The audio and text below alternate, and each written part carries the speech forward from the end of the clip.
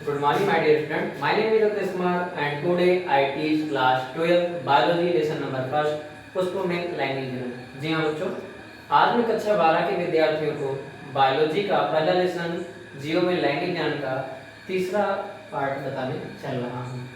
इसके पहले भी 2 वीडियो बन चुकी हैं जिनका लिंक डिस्क्रिप्शन में है, आप वहाँ जाकर देख सकते हैं, जिसमें पहले पार्ट में पुष्पों के भाग, उनके कार्य बताए गए हैं तथा दूसरे पार्ट में हमने बताया है कि परागण, स्वपरागण क्या होते हैं। आज आपको हम बताएंगे निषेचन और परागकण कैसे होते हैं, परागकोश क्या होते हैं, ठीक, और मादा युग्मज क्या होते हैं, इन सब के बारे में आज हम अध्ययन करेंगे। तो आइए देखते हैं।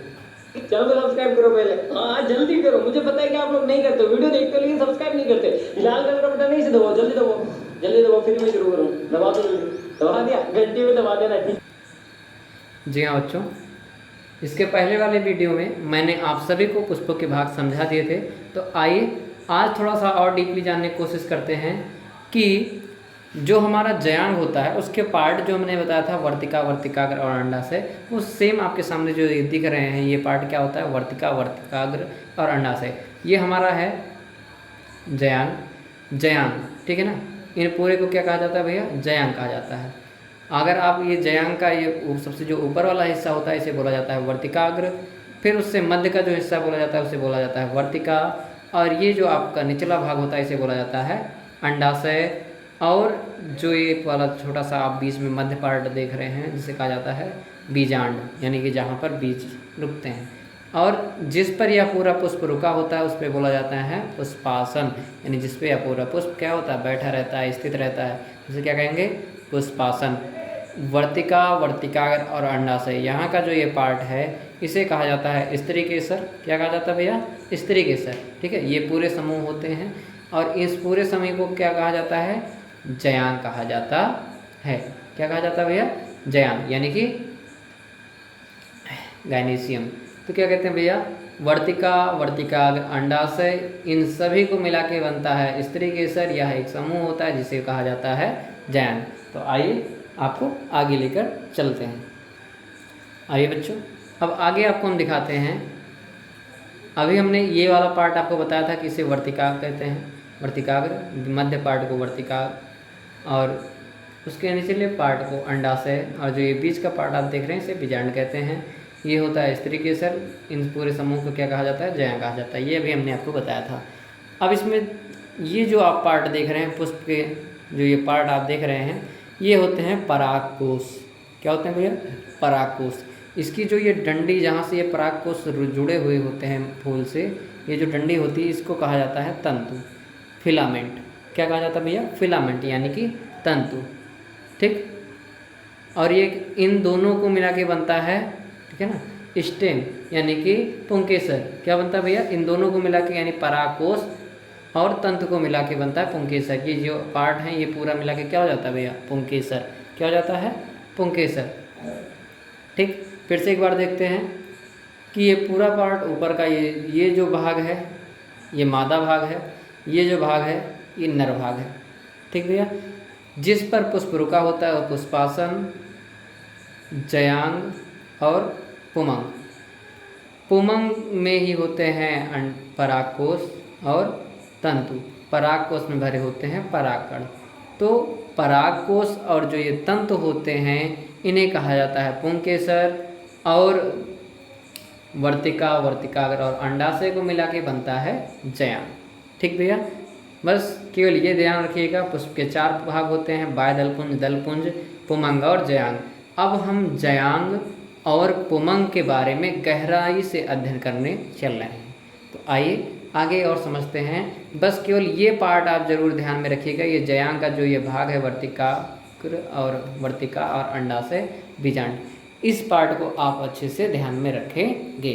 तो आइए और आगे चलते हैं समझाते हुए आपको अच्छी तरीके से। आइए बच्चों, यह जो चैप्टर है यह पुष्पों में लैंगिक जनन पे है। तो यानी पुष्प के जनन अंग कौन कौन से होते हैं इसी के बारे में पढ़ेंगे। तो जनन अवस्था पे ही पूरा यह लेसन टिका हुआ है। किस पे टिका हुआ है लेसन? इन्हीं 3 बिंदुओं पे टिका हुआ। पहला बिंदु पूर्व निषेचन अवस्था, यानी निषेचन के पहले वाली अवस्था। दूसरा होता है निषेचन और तीसरा होता है पश्च निषेचन अवस्था, यानी पश्च निषेचन अवस्था, यानी निषेचन के पहले की अवस्था, फिर एक अवस्था जिसमें निषेचन होती है और तीसरी अवस्था जो निषेचन के बाद होती है। इसी पे यह पूरा चैप्टर है। तो आइए देखते हुए और समझते हुए चलते हैं। तो आइए बच्चों, अब देखते हैं कि पुष्प में कौन कौन से भाग होते हैं। तो मैंने बताया था कि पुष्प में 2 भाग होते हैं। पुष्प में 2 भाग होते हैं, एक होता है नर जनन अंग और दूसरा होता है मादा जनन अंग। यानी किसी पुष्प का कार्य क्या होता है? फल का निर्माण करना। और किसी फल के निर्माण के लिए उनमें 2 चीजों की आवश्यकता होती है, जो होती है एक नर जनन अंग और दूसरा होता है मादा जनन अंग। नर जनन अंग को ही हम कहते हैं पुमंग और मादा जनन अंग को ही हम कहते हैं जयान। डायग्राम के माध्यम से आपको समझाने की कोशिश करते हैं। आपको फ्लो चार्ट हम दे दिए हैं, ठीक है। ये फ्लो चार्ट आप केवल याद रखिएगा, आपको अच्छे से समझ में आता हुआ चलेगा। देखते हुए चलिए, कॉपी में लेके बैठे रहें। आप चाहें तो आप इसका स्क्रीनशॉट भी ले सकते हैं, ठीक है। तो आइए देखते हुए चलते हैं। आप स्क्रीनशॉट ले लिया होगा। देखते हैं कि नर जनन अंग के बारे में पहले समझते हैं, इसके बाद में मादा जनन अंग के बारे में समझते हैं, जिससे आपको और भी आसानी हो जाएगी स्वपरागण और परपरागण समझने में, ठीक है। तो नर जनन अंग, नर जनन अंग में क्या होता है भैया? नर जनन अंग में पाया जाता है लघु बीजाणु धानी, ठीक है ना। इसमें क्या पाया जाता है? लघु बीजाणु धानी, ठीक है ना। इसमें क्या की जाती है? प्रक्रिया होती है, यानी कि प्रक्रिया होती है। जैसे हम छोटे होते हैं, ठीक है ना, हम छोटे होते हैं तो धीरे धीरे हमारा पालन पोषण होता है। धीरे धीरे हमारा शरीर क्या करती है? एक प्रक्रिया के आधार पर एक क्या करती है? पालन पोषण के आधार पर हमारा शरीर क्या करता है? विकास करता है। सेम यहाँ पे होती है कि लघु बीजाणु धानी कहाँ पाई जाती है? अगर क्वेश्चन आ गया भैया, ऐसे ही क्वेश्चन लपेटेंगे आपको। लघु बीजाणु धानी कहाँ पाया जाता है? नर जनन तंत्र में, ठीक है ना। यानी कि नर जनन अंग में पाया जाता है क्या? लघु बीजाणु धानी। तो इसमें जब प्रक्रिया होती है तो उससे बनता है क्या? लघु बीजाणु जनन, ठीक है ना। इसमें जो प्रक्रिया होती है उसे क्या कहते हैं? लघु बीजाणु जनन। यानी लघु बीजाणु धानी में जो प्रक्रिया होती है उसे कहते हैं लघु बीजाणु जनन। और इससे जो बनता है क्या, मतलब इस जनन के बाद जो बनता है उसे कहते हैं लघु बीजाणु। क्या कहते हैं भैया? लघु बीजाणु।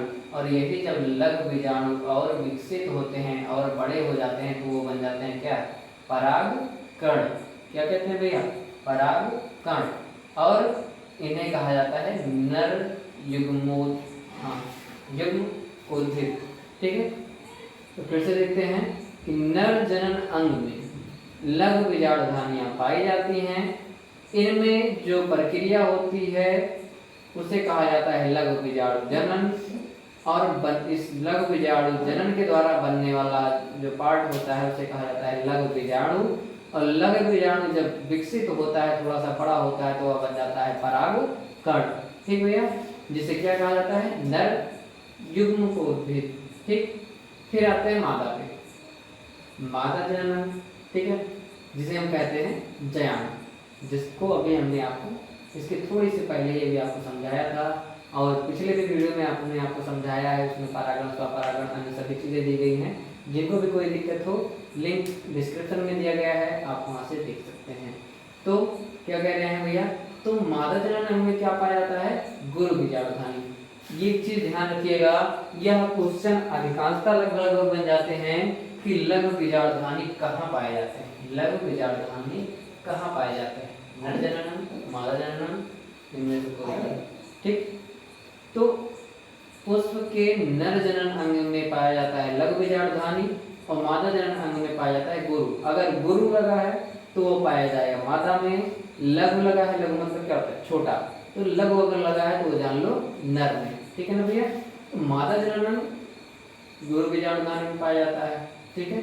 इसमें जो प्रक्रिया होती है, जो जनन होती है, उसे कहा जाता है गुरु बीजाणु जनन। क्या कहा जाएगा? गुरु बीजाणु जनन। इससे जो बनने वाला उत्पाद होता है उसे कहा जाता है गुरु बीजाणु। जो बनने वाला उत्पाद कहने वाला कोई प्रक्रिया हो रही है तो उससे कोई ना कोई उत्पाद बनेगा ही। तो बनने वाला पदार्थ क्या कहलाएगा? गुरु बीजाणु कहलाता है। और यही चीज विकसित होकर भ्रूण कोष बनता है। क्या बनता है भैया? भ्रूण कोष, ठीक भैया। तो भ्रूण कोश जो होते हैं तो उन्हें ही कहा जाता है मादा युग्मकोद्भिद। ठीक है, फिर से देखेंगे, मादा जनन को ही हम कहते हैं जयाम। ठीक, जयाम में ही पाया जाता है गुरु बीजाणुधानी। गुरु बीजाणुधानी में जो प्रक्रिया होती है उसे कहा जाता है गुरु बीजाणु जनन। गुरु बीजाणु जनन के बनने वाला उत्पाद होता है गुरु बीजाणु, और इस यही चीज गुरु बीजाणु जब विकसित होता है, थोड़ा सा बड़ा होता है, तो वह बन जाता है भ्रूण कोश। और जब भ्रूण कोश बनता है तो उसी को हम कहते हैं मादा युग्मकोद्भिद। ठीक है, आप चाहें तो इसका स्क्रीनशॉट ले सकते हैं। आइए बच्चों, अभी मैंने आपको बताया कि परागकण कैसे बनते हैं और भ्रूण कोश कैसे बनते हैं। फ्लो चार्ट के माध्यम से आपको समझाने की हमने कोशिश की है। यदि आपको समझ में आया हो, वीडियो रिवर्स करेंगे, वहां पे हमने ये बताया है कि ये परागकण कैसे बनते हैं और भ्रूण कोश कैसे बनते हैं। ठीक है ना भैया, ये चीज आपके लिए इम्पोर्टेंट है। फिर यहाँ हम देखते हैं, ये भी एक फ्लो चार्ट के माध्यम से आपको हम बताने की कोशिश किए हैं, और आप ध्यान से देखेंगे तो आपको निश्चित ही समझ में आएगा कि परागकण में क्या पाया जाता है, नर युग्मक होता है। ठीक है ना, परागकण में क्या होगा, नर की तो होता भैया। परागकण मतलब क्या होता है, नर यानी कि पुरुष, और भ्रूण कोश मतलब मादा। ठीक है ना, तो कोश का मतलब क्या होता है भैया, यानी कि इसमें कुछ रखा जाएगा, इसमें कुछ ना कुछ आएगा। ठीक, और परागकण ये तो एक कण है, छोटे छोटे, किसी कण को किसी कोश में ही तो रखा जाएगा। देखते हैं, परागकण जो होता है इससे ये होते हैं नर युग्मक, यानी इसमें नर होते हैं इसलिए इसको नर युग्मक कहा जाता है। इसमें मादा होते हैं, परागकोश किसमें होती है, मादा में, इसलिए इसको मादा युग्मक कहा जाता है। तो परागकण में क्या पाया जाता है, नर युग्मक होगा, और भ्रूण कोश में क्या होगा, मादा युग्मक होगा, तो मादा युग्मक। ठीक है, अब यही जो नर युग्मक है ये क्या करें, मादा युग्मक में चला जाए। ठीक है ना, परागकण के जो नर युग्मक है वो कहाँ चले जाए, मादा युग्मक में। तो यहाँ से यहाँ तक जाने की क्रिया क्या कहलाएगी, निषेचन कहलाएगी। क्या कहलाएगी भैया, निषेचन कहलाती है। और निषेचन के बाद जो उत्पाद बनना तैयार होता है उसमें उसको बोला जाता है युग्मनज, यानी कि वो एकदम स्टार्टिंग ना किया रहे, केवल यहाँ तक पहुँच जाए तो वो क्या कहलाएगा, निषेचन। और निषेचन के 1-2 घंटे बाद वो कहलाएगा युग्मनज। क्या कहलाएगा, युग्मनज। और युग्मनज जब 1-2-3 दिन बीत जाएगा तो वो किस में बदल जाएगा, भ्रूण में। भ्रूण का मतलब ना तो पूर्णतः फल दिखेगा, ठीक है, और ना पूरा फूल ही बचा रहेगा। ठीक, यानी बनना स्टार्टिंग हो जाएगा, तो उसे क्या कहेंगे, भ्रूण। नर युग्मक मादा युग्मक तक पहुंचने की क्रिया निषेचन। फिर उससे नीचे आए तो युग्मनज। युग्मनज क्या कहलाएगा, मतलब युग्मनज तैयार होगा। युग्मनज फिर कुछ दिन बीता तो वो भ्रूण में बदल जाता है। फिर भ्रूण से ही बनता है क्या, बीज या फिर फल।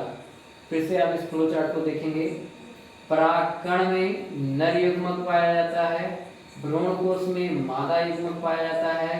तो नर युग्मक जो होते हैं वो मादा तक पहुंच जाए, नर युग्मक मादा तक पहुंच जाए तो वो क्या कहलाती, वह क्रिया कहलाती है निषेचन। निषेचन फिर आते हैं युग्मनज। युग्मनज जो होता है भैया, युग्मनज भ्रूण कोश युग्मनज होगा। युग्मनज के बाद फिर वही चीज युग्मनज कुछ दिनों में परिवर्तित हो जाएगा, यानी बदल जाएगा किसमें, भ्रूण में। और वही भ्रूण होता है जो बीज या फिर फल का निर्माण करता है, यानी वही भ्रूण धीरे धीरे किसमें बदल जाता है, किसी बीज में बदल जाएगा या किसी फल में बदल जाएगा। आइए बच्चों, अब देखते हैं कि 1 वर्षीय पादप और क्या होते हैं और द्विवर्षीय पादप क्या होते हैं। तो 1 वर्षीय पादप जो यानी कि 1 वर्ष में केवल 1 बार पुष्प का निर्माण करें, ठीक भैया। और द्विवर्षीय जो 1 बार में मतलब 1 वर्ष में 2 बार पुष्पन करें, यानी पुष्प दे। तो एक पुष्पीय के भी हम पढ़ा रहे हैं, तो 1 पुष्पीय पादप जो वर्ष में केवल 1 बार पुष्पन करे, यानी कि वो साल भर में 1 बार हो। जैसे कि क्या हो गया, बनाना, केले का जो निर्माण होता है वो पूरे क्या होता है, 1 बार होता है, ठीक है ना भैया। तो 1 वर्षीय पादप वे पादप होते हैं जो वर्ष में केवल 1 बार पुष्पन करें, और द्विवर्षीय पादप वो होते हैं जो साल भर में 2 बार पुष्पन का काम करें। जैसे कि आम हो गया, ये साल भर में कितनी बार होते हैं, ठीक है ना, यानी 1 वर्ष में ही चलेंगे और 1 बार पुष्पन करेंगे, ठीक। बनाना हो गया, इसमें अपवाद में दिखाता है बम्बू। बम्बू मतलब क्या होता है, जानते हैं ना, बांस। शुद्ध देहाती में कहेंगे तो कोट ना। तो बम्बू, बम्बू मतलब क्या होता है, बांस। तो ये बांस जो होता है ये क्या है, इसका अपवाद है। कहने मतलब वो पूरे जीवन में केवल एक बार पुष्पन करता है। बांस जो होता है वह केवल एक बार फूल लेता है, ठीक है। उसके वही फूल लेने के बाद उसका जीवन यापन जो होता है वह समाप्त हो जाता है, उसके बाद वह सूख जाता है बांस, ठीक है ना भैया। तो यह उसका अपवाद है। तो आशा और उम्मीद है भैया कि आपको यह वीडियो समझ में आई होगी। कोई भी दिक्कत है तो आप वीडियो रिवर्स करके देख सकते हैं, अन्यथा की स्थिति में आप कमेंट बॉक्स में टाइप करके कुछ भी भेज सकते हैं जो आपको समझ में ना आया हो। आपका रिप्लाई हम अवश्य देंगे, ठीक है भैया। तो आशा और उम्मीद है आपको यह वीडियो समझ में आई होगी। जिन बच्चों ने परागण स्वपरागण नहीं पढ़ा है, लिंक में डिस्क्रिप्शन है, वहाँ पर जाके देख लें। पार्ट 1 में आपको पुष्पों के भाग अच्छी तरीके से बताए गए हैं, पुष्प के माध्यम से, चित्र के माध्यम से, ठीक है ना। हर एक तरीके से बहुत ही अच्छे तरीके से बताए गए हैं जो आपको अच्छे तरीके से समझ में आ जाएंगे। तो जिन बच्चों ने वह वीडियो ना देखी हो वह लिंक में डिस्क्रिप्शन है, वहाँ से देख सकते हैं। और यह वीडियो अपने दोस्तों के साथ, अपने साथियों के साथ जरूर शेयर करें। मिलते हैं फिर किसी नई वीडियो में, तब तक के लिए जय हिंद।